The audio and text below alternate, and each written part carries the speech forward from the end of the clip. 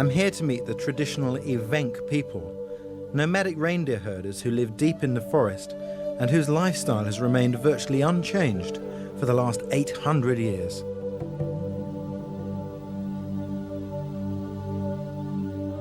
They live in family groups or brigades, and I'll be spending the next 12 days with the Brigade Gaiulski in their traditional chums or teepees.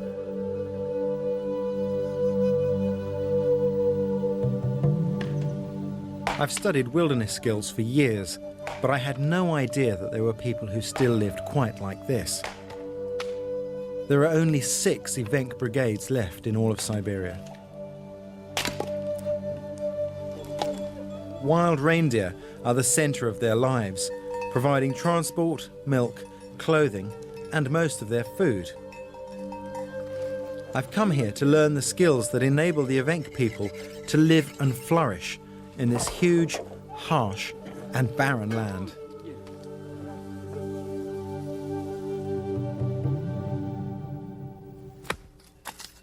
If you want to keep your reindeer in a forest this size, you need fences.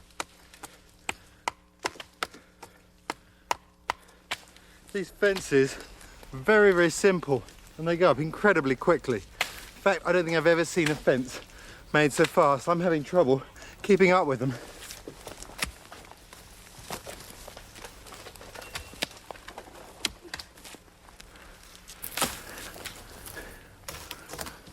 It's amazing, these fences are just made by interlocking the sticks like here. There are no holes dug because the ground's soft and there's no need for any nails.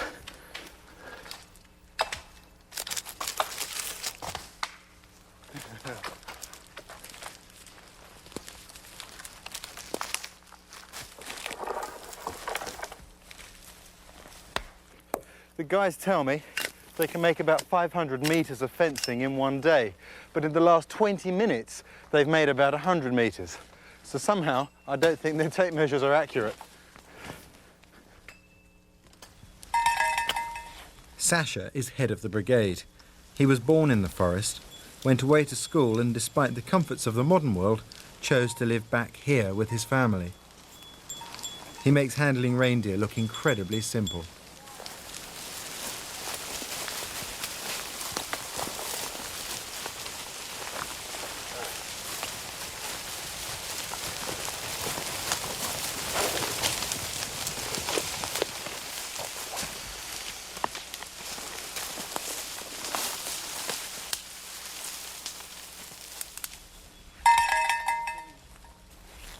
Sasha thought I should give it a try, but maybe a moving target was asking too much. So like the Evenk children, I started on a standing tree. Surely it couldn't be too hard. In fact, even coiling the rope correctly was pretty tricky.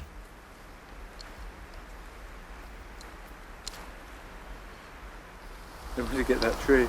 Yeah? It's difficult. I almost killed the salmon. It's difficult. Show me how it's done, Sasha.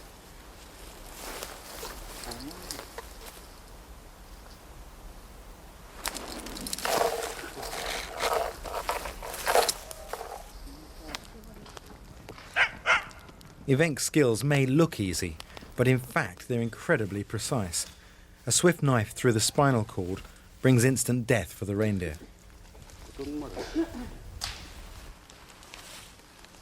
The reindeer are communal property, and the meat gets shared throughout the brigade. So unlike us, the Evenk know exactly where their food comes from and how they affect the natural balance of their forest. The carcass is skinned with great care because every part of it has a use.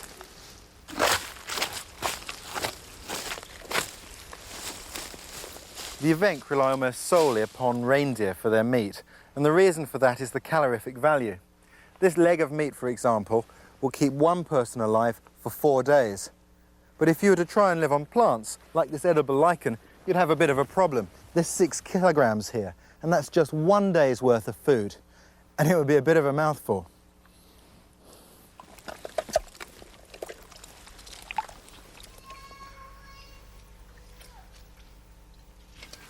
Without this sinew, life here would be almost impossible. In winter, temperatures drop to -60 or below. The warmest clothes are those of reindeer skins stitched together. Once the sinew has dried out, it's the best natural thread there is, and given that the nearest shop is over 300 miles away, it's crucial to life here.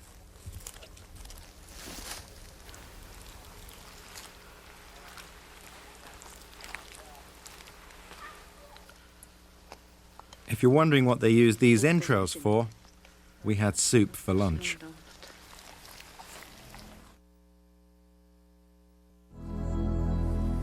This forest stretches around the polar regions. It's known as the taiga, which is a Russian word that means barren place.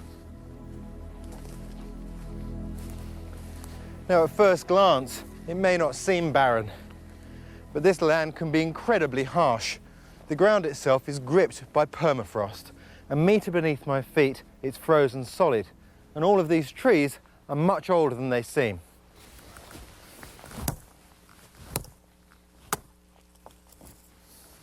If you look at the annual growth rings, you can see they're very tight together, and that's because the trees here only grow for about 100 days each year.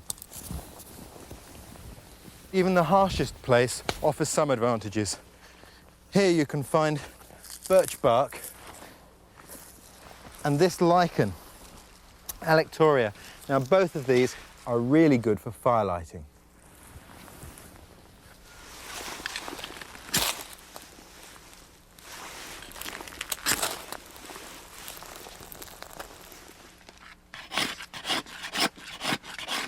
Siberia is one of the coldest places on Earth, so after fire, the next vital survival tool is winter clothing. Anna's scraping away the inner layer of this reindeer skin. It may look like paper, but it's as tough as iron, and having the right tool makes all the difference.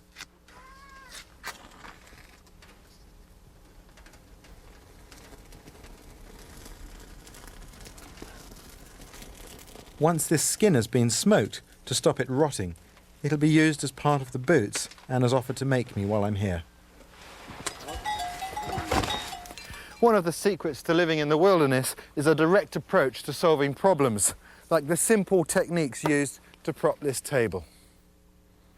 This tripod tied up with roots to suspend the cooking pot, and this simple gadget for keeping the drinking water out of the reach of the camp dogs. And with such a nomadic lifestyle, building a chum is child's play too.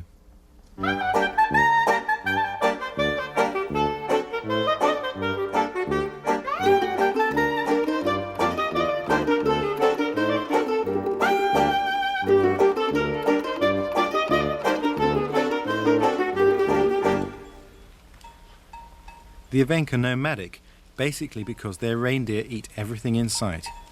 Like all grazing animals, reindeer need careful management. They eat lichen, which grows incredibly slowly. The Evenk are masters at knowing just when to move their herds on. Leave it too late, and the lichen will be overgrazed for the next season. One of the facts of life for any nomad is the need to be virtually self-sufficient, able to make everything you need from the forest itself.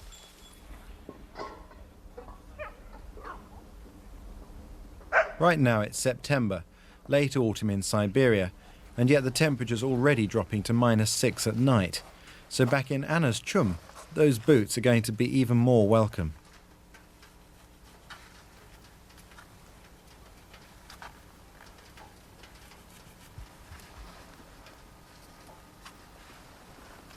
This is the most amazing shoe fitting I've ever had. There are absolutely no measurements. In fact, there's not a tape measure inside.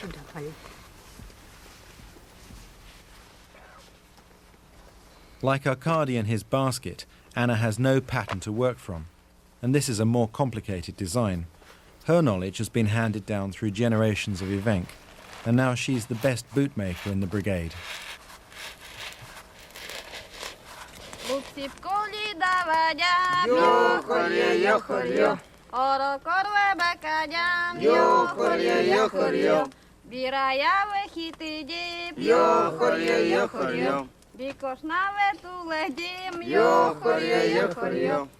Kitwa bakajam, Yo, Korea, yo, Korea. Yo Korea, Korea, Korea. Yo Korea, yo Korea. Yo Korea, Korea, Korea.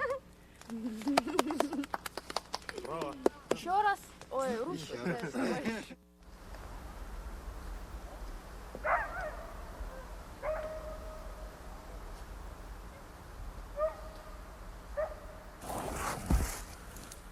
All this fell overnight.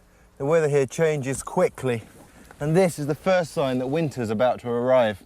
In a few weeks' time, the temperature could drop as low as 70 degrees below. I think it's time I lit the fire.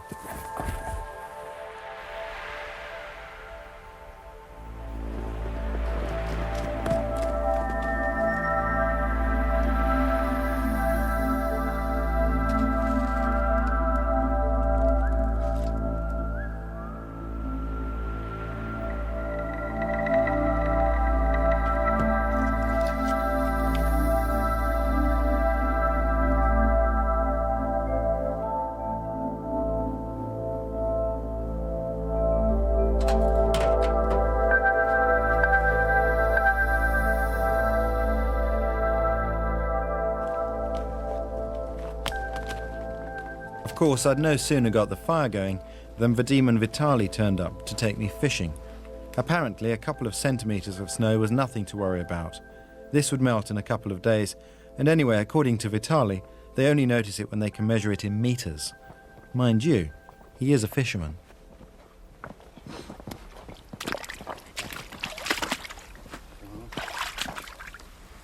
There's no way I'm getting on that raft. In fact, the guys reckon that if I did, I'd sink it.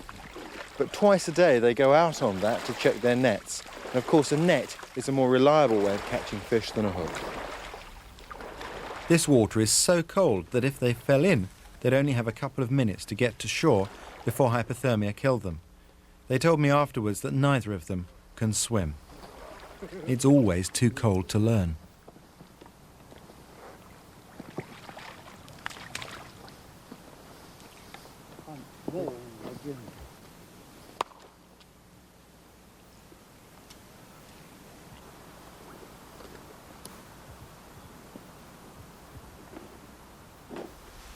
Looks like they've got a really good catch.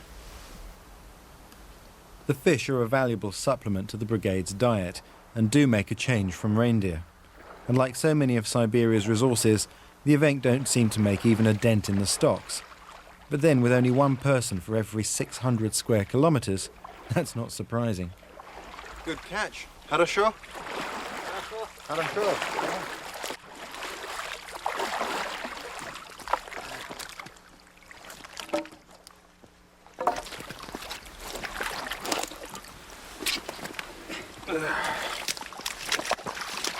Let's have a look. Wow, that's incredible. Look, this bag is absolutely stuffed full of pike. Food in there for the family and their dogs for the next few days to come, I'd reckon. Brilliant. These are definitely the guys to go fishing with.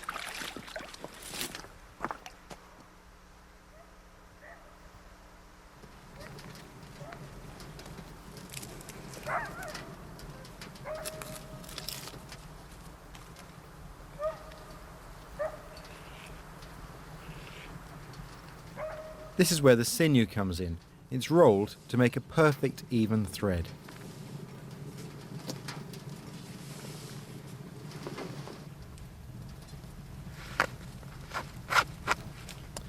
Anna has had 5 children in the forest, and 4 of them still live here. She's made boots for all of them.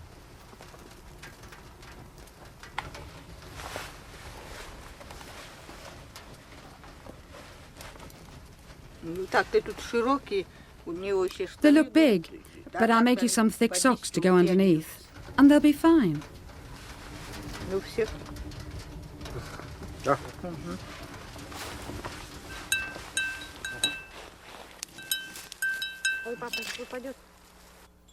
But reindeer are more than just clothing and meat. They also give milk.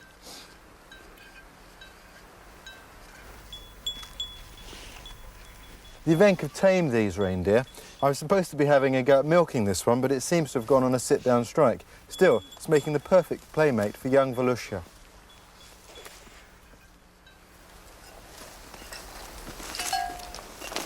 Cow's milk contains 3 to 4% fat, but reindeer milk contains 17, and that makes it a vital baby food for this cold, wintry environment.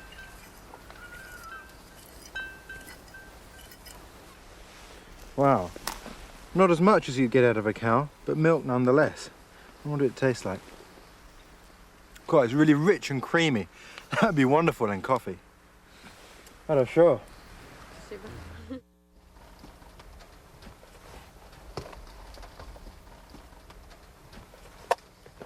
After 3 days, Anna has almost finished my boots. They're perfectly tailored to be a loose fit. That way blood circulates well in my feet, preventing frostbite. The soles are soft and not strong enough for rough ground, but ideal when all that snow falls.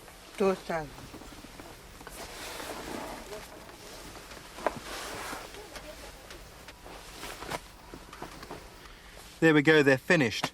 Each boot is made from about 28 separate pieces of fur.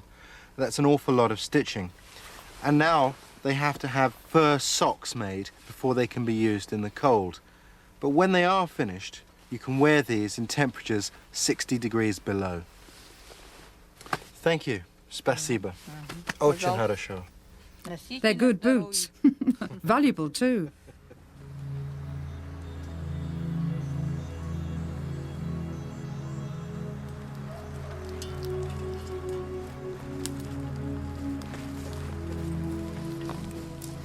Since they move camp about once a month, the Evenk are masters of packing everything. They did this in under an hour from start to finish, and they packed the children too. This is the Evenk version of a disposable nappy for the twins Alec and Misha.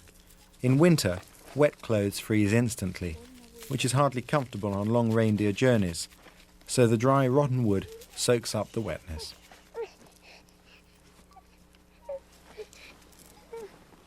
When they were children, Sergei and Valya used to travel in these very cradles, just as their twins do today.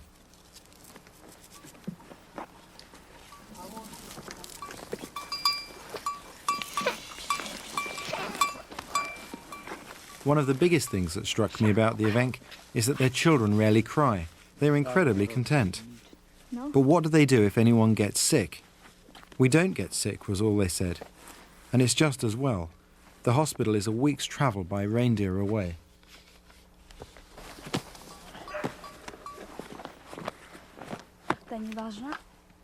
Misha is totally immobile in his cradle. That hoop over his face acts as a kind of roll bar in case he falls off the reindeer.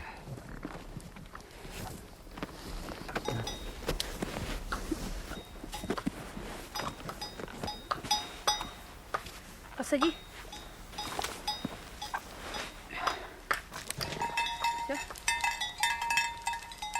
There are no roads here, only tracks that Evenk families have ridden for generations. They have no idea of distance, but they love to travel. In fact, there's an Evenk saying that the best thing in life is living for the next place.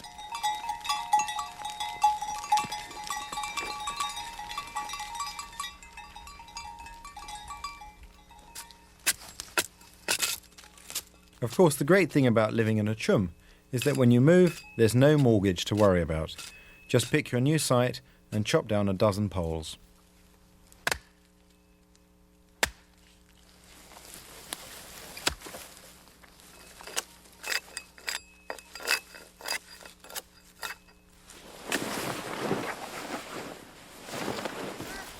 These are the only 3 poles to be tied together. They form a tripod, and all the others just get leant on top.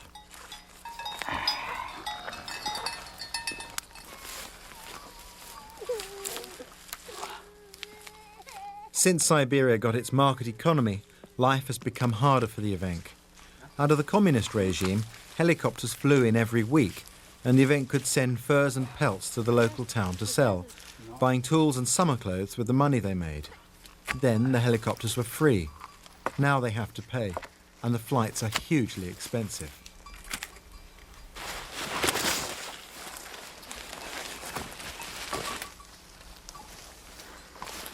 But they love their life and their forest.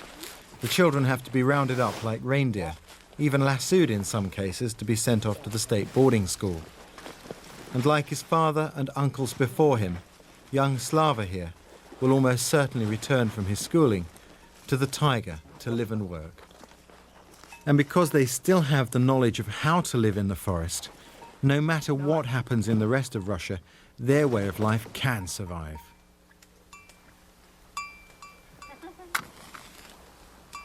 I've learned some great skills during my time here, but the best thing I have seen is a great sense of peace and well-being. The Evenk have chosen this life and make it a happy place to be, this taiga of theirs.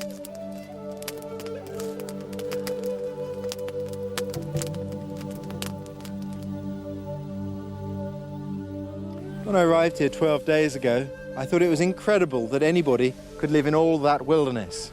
And yet, what the Evenk have shown me is not only can you live here, but you can actually enjoy your life in the forest.